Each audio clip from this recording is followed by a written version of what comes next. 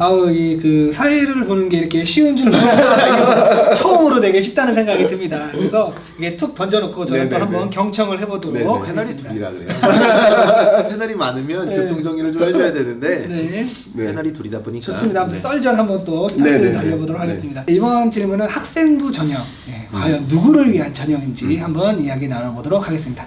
이번에는 김진세 대표님부터 한번 스타트해 주시죠. 학생부 전형은 말 그대로 교과 성적 외에도 다양한 활동 내역들을 포함해서 총체적으로 이 학생을 판단해 보자. 그래서 학생부 종합 전형인데요.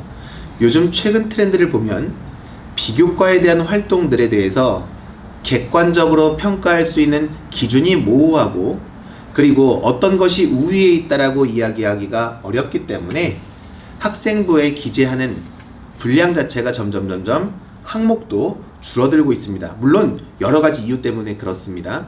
꼭 그것이 기준의 모호성 때문만은 아니겠지만 점점 성적의 비중이 상대적으로 올라가고 있어요. 왜?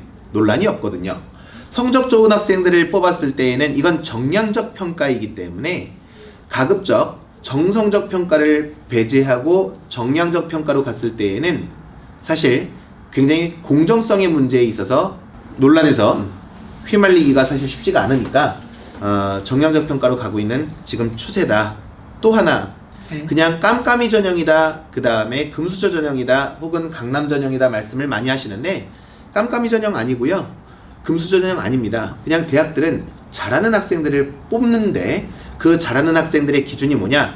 내신 등급, 물론 그것도 중요하지만 수능 등급 굉장히 밀접한 관련이 있다.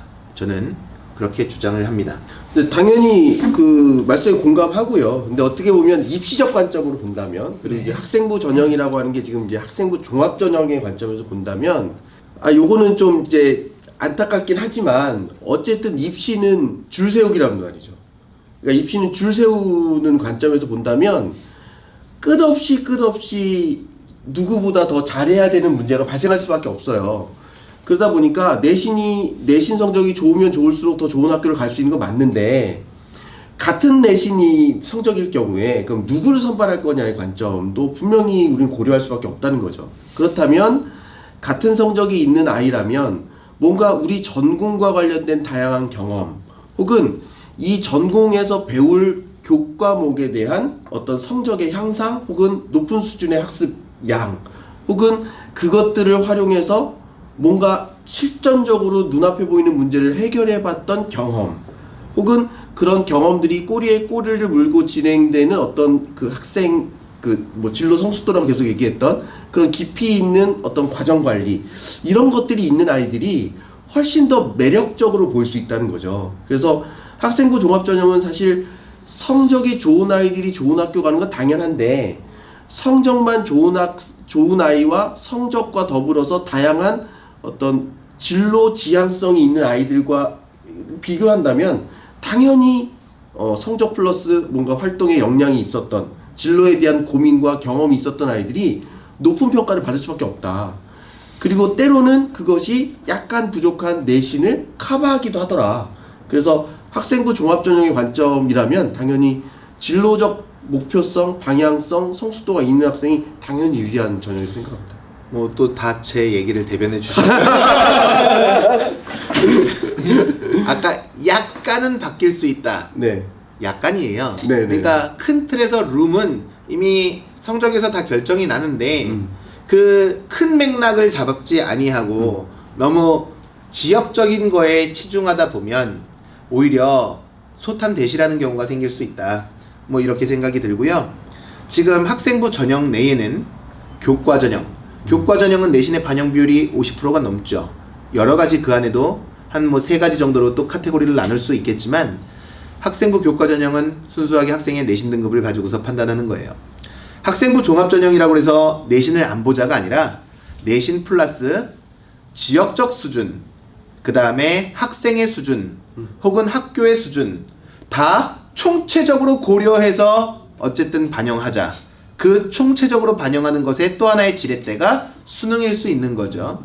그래서 그런 내용들이 다 교과 관련한 아이들의 심화학습 내용 수준이기 때문에 결국 학생부 전형 자체를 우수하게 통과하려고 한다라면 아까 진로와 관련한 활동 아니고 그 다음에 성적이 우수한 학생들 일단 성적 챙겨놓고 나머지 거 그때 가서 여유가 되면 생각해보자 뭐 이렇게 주장하고 싶습니다. 그래서 저도 사실 아이들이나 학부모님들하고 말씀 나눌 때는 대학을 진학할 때 혹은 학생부 종합전형을 준비할 때 성적은 자격 조건이라는 표현을 써요. 그리고 그럼 합격은 성적이네. 성적이 제일 중요한 거네. 그렇죠. 그러니까 자격을 충족시킨 이후에 활동의 다양성과 어떤 깊이 있는 활동의 필요성이 있는 거지.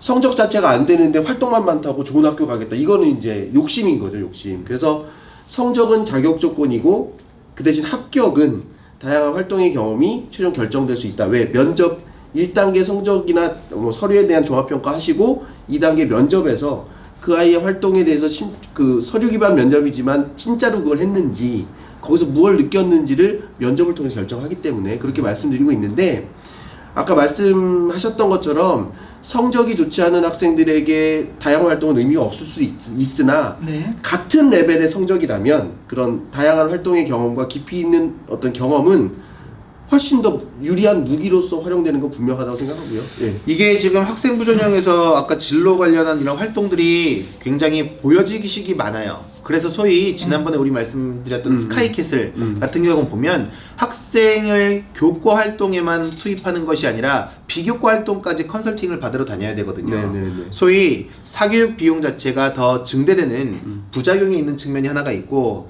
소위 시중에서 선행이 안 좋다 하면서도 무리하다 하면서도 따라갈 수밖에 없는 것이 고등학교에 올라가 가지고서 수많은 교과목과 그 분량과 그 난이도에 수능에 비교과까지 다 하려고 하다 보니 일부는 앞으로 좀 빼서 덜어내야 되는 거 아니냐라고 하다 보면 교과학습에 대한 선행이 또 이루어지기도 해요. 그러면 결국 이 활동들이 학생들이 활동하는 것이 정말 필요에 의해서 내가 진로 활동을 하고 있는 것이냐. 지금 교과 하나 제대로 챙기는 것도 급급해서 하기 힘든데 자 수학만 놓고 얘기를 해보겠습니다. 중학교 때 수학 한 달에 30페이지 나갑니다. 교과서 기준이에요. 고등학교 때 수학 한 달에 거의 2배, 3배 나갑니다. 90페이지까지 가까이 나간다는 조사가 있어요. 그러면 분량도 많아져. 과목도 많아져. 내용은 점점 깊어져. 어려워져. 이렇게 아이들이 교과학습 자체에서도 이미 대량 포기자가 나올 수밖에 없는 구조가 되었는데 여기서 뒤에다가 무언가 뒷단에 하나 더 붙인다라고 하는 것 자체가 사실은 큰 의미가 있느냐라고 하는 근본적인 질문부터 한번 해보게 되는 거고요. 과연 아이들이 변호사가 되겠다, 의사가 되겠다 라고 했을 때 그 직업적 소양이 무엇인지 공감해서 하기보다는 이게 대학을 합격하기 위한 길이야 라고 해서 나름 창을 예리하게 갈아내는 주변의 도움에 의해서 그것도 자기 스스로가 적는 게 아니고 주변의 도움에 의해서 자꾸 예리하게 어쨌든 간에 스펙을 보기 좋게 갖추어 놓는 이러한 활동들이 과연 진정성이 있는 건지에 대해서 의문이기는 한데 물론 선발 방식이 점점 정교화되고 고도화되어짐에 따라서 학생들을 분류할 수 있는 역량도 키워지기는 하겠지만 현재까지 보아오건대 대부분의 스펙들은 만들어져 가고 있는 스펙 아니냐. 3월달이 바쁜 이유는 진정성이 없기 때문에 바쁜 거예요. 왜? 3월달에 일단은 만들어 놓은 걸 가지고서 1년 달려가야 되니까. 아무 때나 하면 어떻습니까? 아무 때나 기록하면 어떻습니까? 그런데 그것이 안 되다 보니까 만들어지기 위한 스펙이다 보니까 전부 다 지금 3월이 급하다 라는 말씀을 하게 되는 거 아닌가 생각이 듭니다. 그건 전적으로 공감하는 부분이에요. 그럼 이쪽으로 그 말씀하신 맥락과 본질 때문에 그런 건데요. 그러니까 사실은 아이들이 뭔가 내가 하고 싶어서 혹은 내가 그게 꼭 직업적 관점보다는 내가 친구들과 함께 어울려서 뭔가를 만들어보고 혹은 아니면 뭔가 분석해보고 어떤 주제를 토론해보고 쟤를 한번 논리적으로 이겨보기 위해서 좀 더 깊이 있게 자료를 모아보고 뭐 이런 나를 중심으로 한 나에게 맞는 활동을 막 하다 보니 이런 것들을 잘 활용할 수 있는 전공으로서 난 이 전공을 선택하자. 어찌 보면 이런 방향성이 가장 이상적이죠. 근데 현실적으로는 약간 입시를 위한 도구로서의 뭐 토론 참여, 입시를 위한 도구로서의 봉사활동, 약간 이렇게 지금 좀 이렇게 우선순위가 되다 보니까 자꾸 남들보다 좀 날카로운 칼을 만들기 위해서 입시를 위한 봉사활동을 돈을 주고 사면 안 되나? 막 입시를 위한 어떤 토론의 어떤 준비를 돈을 주고 하면 안 되나? 약간 이런 문제가 자꾸 생기는 거죠.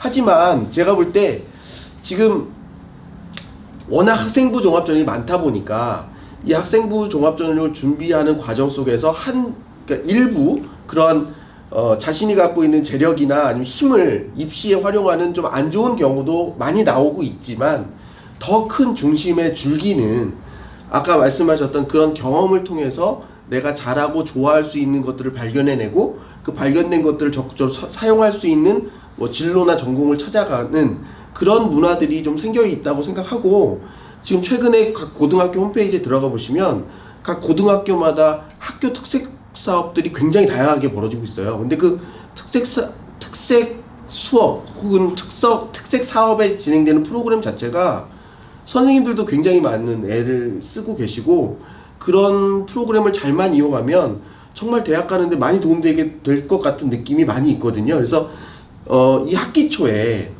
그런 프로그램을 미리 발견하고 그런 프로그램이 나에게 도움된다는 걸 알고 적극적으로 대시하면 참여할 가능성이 높은데 학교에서 진행되는 프로그램을 몰라. 뭐가 있는지 몰라.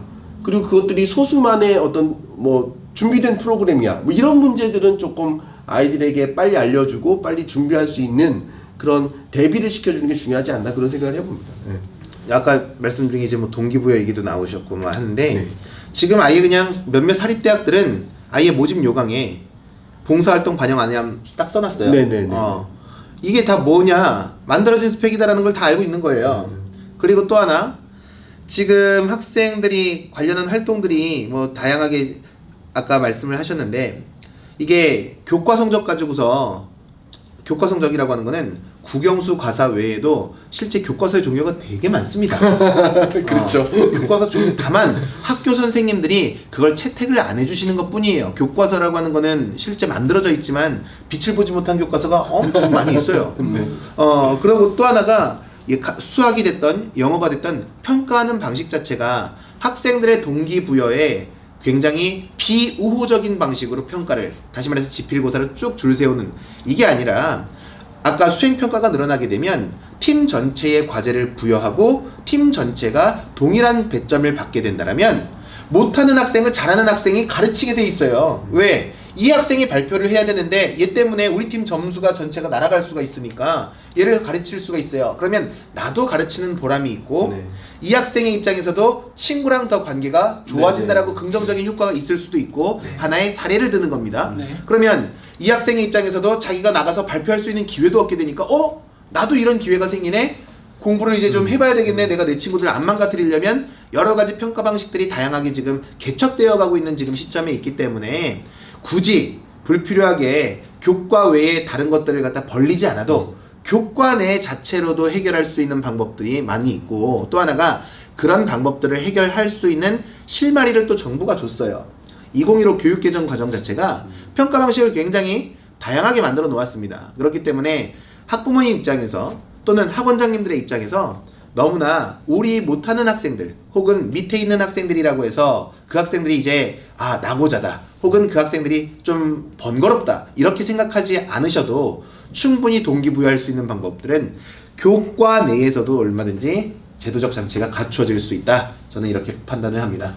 네, 뭐 저도 공감하고요. 계속 공감하는데 일로 와야지. 아니, 근데 내가 이렇게 들어보니까 점점 내 쪽으로 오고 있는 것 같은데 내용은. 근데 어쨌든 중요한 거는 말씀하신 것처럼 교과에서의 어떤 수행평가라든지 혹은 교과 수업 중에 진행되는 다양한 발표 활동이나 이런 걸 통해서 조금 자신만의 색깔 내가 하고 싶은 분야에 대한 전문성 혹은 깊이 있는 이해 이런 것들을 쌓아나가는 것 자체가 매우 중요하다고 생각하고요. 그것들이 결국 성적으로 반영되는 과정이라고 생각합니다. 그러면 진로 관련 활동이 생각보다 그렇게 중요하지 않을 수도 있다 뭐 이런 거죠? 아니죠. 모든 교과에 녹아 들어갈 수 있다 이런 거죠. 진로 관련 활동이 네. 모든 교과의 성적에 반영되는 시대다. 그래서 교과 관련 진로 관련 활동이 매우 중요하다. 그러면 성적이 더 포괄적이다 이렇게 볼 수 있겠네요. 녹아 들어가 있으니까. 뭐 일단 요 주제에서 그렇게 정리 매점을 하신다면 뭐 얼마든지 가능한데 원래 진로 관련 활동이 더 포괄적인 거죠. 그래요? 네. 일단 성적이 더 중요한 걸로. 네, 알겠습니다. 우리가 이 대입제도가 근본적으로 이제 성적이 중요한 걸로 이게 넘어왔기 때문에 네. 이게 뭐 사실은 진로가 이렇게 더 중요하다라고까지는 조금 어려운 그렇죠. 상황인 것 네네. 같긴 합니다. 네네. 네. 네. 좋습니다. 아무튼 이걸로 학생부 종합전형 마무리하도록 하겠습니다.